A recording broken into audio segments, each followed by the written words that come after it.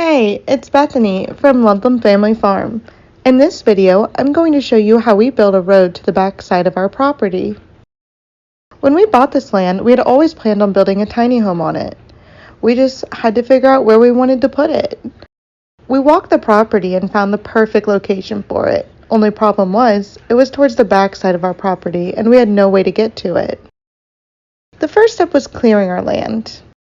If you're curious about that process, I have an entire video on it. The next step was building a road. We are on a budget for our container home, so we needed to look at the most economical ways to build a road.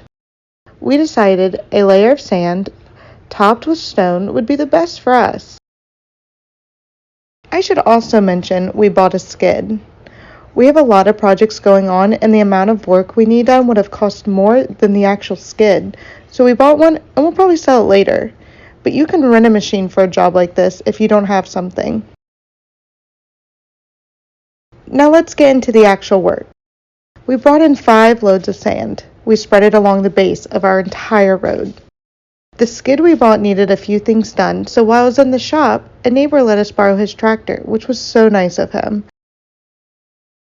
Spreading the sand took 2 full days, but as you can see, our road is really long.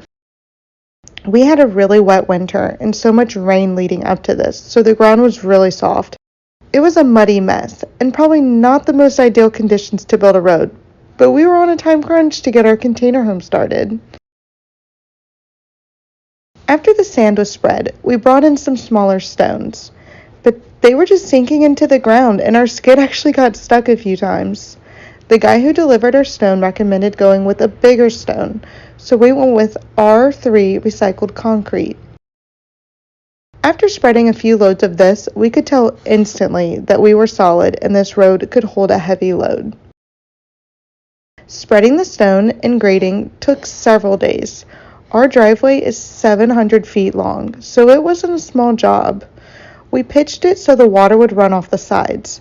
We already have a ditch to the right, and we're actually adding a ditch to the left, so the water from our yard and the left side of the road has a place to go. We needed a place for parking at the end and wanted to make sure it could fit a camper or trailer with a boat, so we made the parking space large enough for that. Altogether, the road with the parking is 7,000 square feet.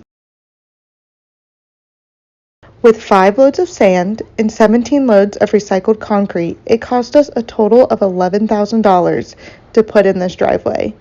This doesn't include the cost of the skid, but we will get our money out of that when we sell, so I'm not including that.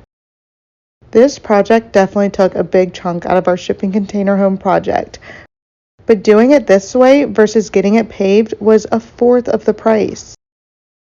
Over time, as it rains and the road is driven on, the road will be smoother. We've already noticed a huge difference since the vehicle that drops off the rocks drove on it a few times. It also showed us that it can hold the weight of 60,000 pounds, so we know it's solid. We may have to fill in spots over the years, but it won't be a heavily trafficked road, and so far it's holding up really well.